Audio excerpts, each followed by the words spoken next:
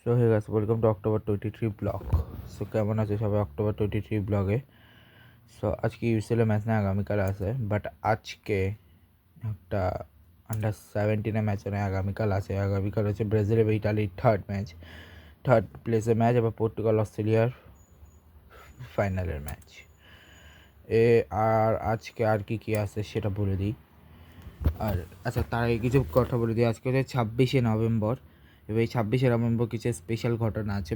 মানে প্রথমত আজকে হচ্ছে 26শে নভেম্বর 2008-এ সেই ঐতিহাসিক মুম্বাই অ্যাটাকের ঘটনাটা রয়েছে, যে পরে পাকিস্তান এবং ইন্ডিয়া মধ্যে সম্পর্কটা খুবই খারাপ হয়ে যায়।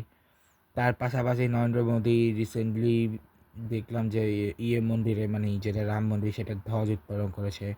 আর বাংলাদেশে কিছু ভালো ভালো কাজ চলছে এখন হিন্দু ধর্ম নিয়ে। আর তার পাশাপাশি হচ্ছে এখন বিপিএলেও আপডেট হচ্ছে, নোয়াখালী বলে একটা টিম এসেছে, তারাও খুব বড় বড় টিম নিয়ে হয়েছে এবং সবগুলো প্লেয়ারের ড্রাফট এসে গেছে। আর আমি ভাবতেছিলাম 26 তারিখে যে মুম্বাই হামলা, সেটা নিয়ে একটা ডিফারেন্ট ভিডিও বানাবো। আপাতত আর কিছু বললাম না, কিন্তু আরেকটা কথা বলার হচ্ছে যে কাল নেক্সট বার্সা চেলসি ম্যাচ নিয়ে কিছু বলতে চাই। যে আমি অ্যাকচুয়ালি চেলসিকে সাপোর্ট করছিলাম, নর্মালি বার্সা করি, বাট ওই দিন চেলসিকে করছি because of Enzo. I love Enzo, but Liverpool হারবে পিএসবির কাছে আমি এটা বিশ্বাস করতে পারিনি।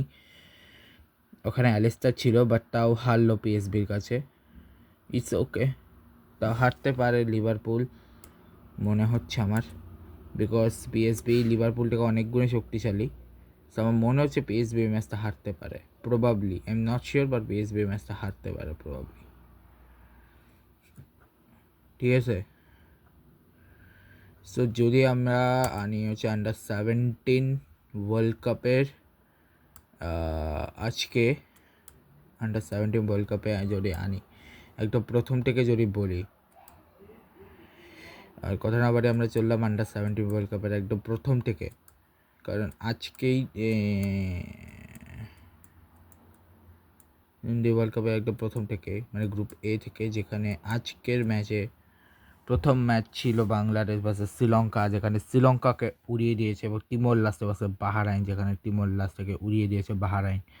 এবং পরের ম্যাচে ব্রুনাইকে চায়না 12-0 করে হারিয়ে দিয়েছে। নেক্সট হচ্ছে 28 তারিখে ব্রুনাই তিমোর লাস্টে, ঠিক আছে, বাংলাদেশের জন্য এরপরে কঠিন দুই প্রতিপক্ষ চায়না এবং বাহারাইন। যদি দুইটাকে হারাতে পারে তবে বাংলাদেশ কোয়ালিফাই করবে। এরপরে ইয়েমেনের ম্যাচে, যেখানে পাকিস্তান লাওসের ম্যাচে লাওস হারিয়ে দিয়েছে পাকিস্তানকে, ইয়েমেন হারিয়ে দিয়েছে ক্যাম্বোডিয়াকে, এবং কিরগিজস্তান হারিয়ে দিয়েছে গুয়ামকে। তারপর গ্রুপ সি এর নেক্সট ম্যাচ, যেখানে হচ্ছে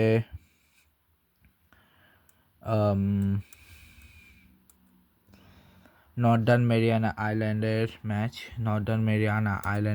যেখানে নর্দার্ন মেরিয়ানা আইল্যান্ড এবং সিঙ্গাপুরের ম্যাচে সিঙ্গাপুর জিতছে, ভিয়েতনাম হংকংয়ের ম্যাচে ভিয়েতনাম জিতছে, এবং ম্যাকাও মালয়েশিয়ার ম্যাচে মালয়েশিয়া জিতছে। তারপরে হচ্ছে 26 তারিখ দুটোই ম্যাচ রয়েছে। ইরান লেবাননের ম্যাচে ড্র হয়েছে, ইন্ডিয়া চাইনিজ টাইপের ম্যাচ, যেখানে ইন্ডিয়া ড্র করে গেছে।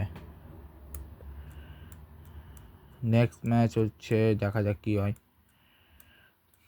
গ্রুপ ইতে নেক্সট ম্যাচ হচ্ছে, মানে আজকের ম্যাচ হচ্ছে ইরাক ভার্সেস জর্ডান, যেটা 2-2 ড্র হয়েছে। অস্ট্রেলিয়া ভার্সেস ভুটান, যেটাতে অস্ট্রেলিয়া জিতছে।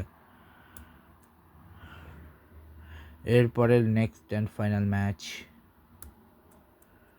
নেক্সট দুই গ্রুপ, যে গ্রুপের একটাতে হচ্ছে কুয়েত আর মঙ্গোলিয়া ম্যাচে কুয়েত জিতছে, থাইল্যান্ড আর মালদ্বীপের ম্যাচে থাইল্যান্ড জিতছে। এবার লাস্ট গ্রুপ, যেটা হচ্ছে আমারও ফেভারিট গ্রুপ বিকজ নেপালের জন্যে, যেখানে ওমান হারিয়ে দিয়েছে নেপালকে, বা আফগানিস্তানকে হারিয়ে দিয়েছে সিরিয়া। সো আপাতত তেমন কিছু নাই, বাট আজকে টেস্ট চ্যাম্পিয়নশিপ হারার পরে এখন তোমাদেরকে আমি দেখাই দিচ্ছি বিকজ অলরেডি টেস্ট চ্যাম্পিয়নশিপের সাউথ আফ্রিকার সাথে 2 টেস্ট ম্যাচ যখন হারছে, এরপরের পয়েন্টস টেবিলটা শুধু দেখাচ্ছি, আর কিছু দেখাচ্ছি না, বিকজ অলরেডি বলে দিয়েছি। আচ্ছা, আগে বলে দিই, বাংলাদেশ, ইন্ডিয়া বা নিউজিল্যান্ডের সাথে কোনো টেস্ট খেলছে না, ওটা তো অলরেডি বলছি। এখন সবার উপরে রয়েছে হচ্ছে সাউথ অস্ট্রেলিয়া বা সাউথ আফ্রিকা, এক যে 4 ম্যাচে 4টেই সাইজের 3টা জিতছে, একটা হারছে। সো এই যে চলো যতগুলো ম্যাচ হয়েছে এখন অবধি সেগুলো একটু দেখাই দিই। যেখানে বাংলাদেশ শ্রীলঙ্কার প্রথম ম্যাচে ড্র হয়েছে, পরের ম্যাচে বাংলাদেশ হারছে। ইন্ডিয়া ইংল্যান্ডের প্রথম ম্যাচ ইংল্যান্ড জিতছে, পরের ম্যাচ ইন্ডিয়া জিতছে, পরের ম্যাচ ইংল্যান্ড জিতছে, পরের ম্যাচ ড্র হয়েছে, তারপরের ম্যাচ আবার ইন্ডিয়া জিতছে। তারপরে ওয়েস্ট ইন্ডিজ অস্ট্রেলিয়ার টপে 3-0 অস্ট্রেলিয়া জিতছে। এরপরে ইন্ডিয়া ভার্সেস ওয়েস্ট ইন্ডিজের ম্যাচে ইন্ডিয়া 2-0 জিতছে। পাকিস্তান সাউথ আফ্রিকা ম্যাচে প্রথম ম্যাচ বাকি ছিল, পরের ম্যাচ সাউথ আফ্রিকা জিতছে। সাউথ আফ্রিকা ইন্ডিয়াকে 2 ম্যাচে হারিয়ে দিচ্ছে। অ্যাসেসের প্রথম ম্যাচে অস্ট্রেলিয়া জিতছে। নেক্সট হচ্ছে সেই গাবাতে। এরপরে আসে নিউজিল্যান্ড ওয়েস্ট ইন্ডিজ, তারপরে আসতে হচ্ছে বাংলাদেশ পাকিস্তান, তারপরে হচ্ছে ক্রাউন ট্রপ ইংল্যান্ড নিউজিল্যান্ডের ম্যাচ। এরপরে হচ্ছে ওয়েস্ট ইন্ডিজ শ্রীলঙ্কাও, তারপর হচ্ছে West Indies Pakistan, Sri Lanka India, তারপর অস্ট্রেলিয়া বাংলাদেশ, এরপর ইংল্যান্ড পাকিস্তান। এটা হচ্ছে 25, এটা হচ্ছে 2000, তারপরে হচ্ছে 2025-26, তারপর 26-27 South Africa Australia, Bangladesh West Indies, New Zealand India, তারপরে হচ্ছে South Africa Bangladesh, Pakistan Sri Lanka,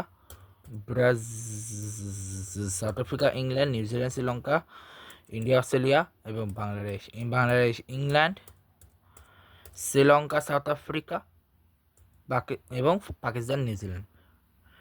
so এই হচ্ছে মোটামুটি। তো আজকে আর কিছু বলার মতো নাই, বাট হ্যাঁ কিছু কথা হচ্ছে, লাইক হচ্ছে ইস্তাবাও রিসেন্টলি সবার সামনে এসছে, কংগ্রেসের ইস্তাবাও আমেজি একজন প্লেয়ার রাফিনা নিয়ে যেভাবে কটাক্ষ করেছে। আর রিসেন্টলি দেখলাম যে আবুধাবি টি10 সাকিব ভাই এবং তাসকিন ভাইয়ের মধ্যে একটা অসাধারণ মুহূর্ত।